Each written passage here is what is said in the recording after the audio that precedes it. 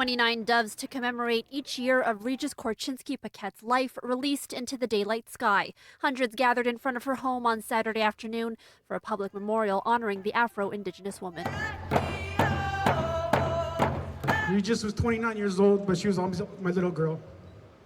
She never got her driver's license and didn't bother me one bit. I can't help but give God glory when I think about her story. The memorial comes in the midst of an SIU investigation into her death. Back in May, Korchinski-Paquet fell 24 stories from her balcony while multiple Toronto police officers were alone with her in her High Park apartment. Questions still swirl around the circumstances surrounding the case. Her mother, Claudette Beals-Clayton, says she originally called 911 because her daughter was experiencing a mental health crisis after having an epileptic seizure. It's far too often that we see people dying in interactions with police, especially people in mental health crisis or any type of crisis.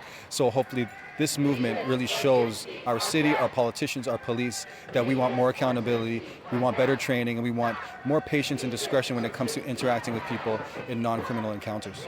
Though the purpose of today's memorial was to pay tribute to Regis's life and show love and support for her family, protests in Toronto over police brutality on Black and Indigenous lives have been a reckoning over the last 2 months. The city's police board just recently wrapped up virtual town halls on police reform, but Black Lives Matter Toronto, whose members were present at today's service, say those conversations are not enough. We're actually beyond the time of needing to talk. We're actually looking for concrete, direct action from the mayor. We're looking for concrete, direct action from the city, and no more lip service. We know that this is a problem. We know that Black Torontonians are 20 times more likely to die after a police interaction in the city. The memorial was followed by a march through High Park led by Regis's family. Hundreds joined in.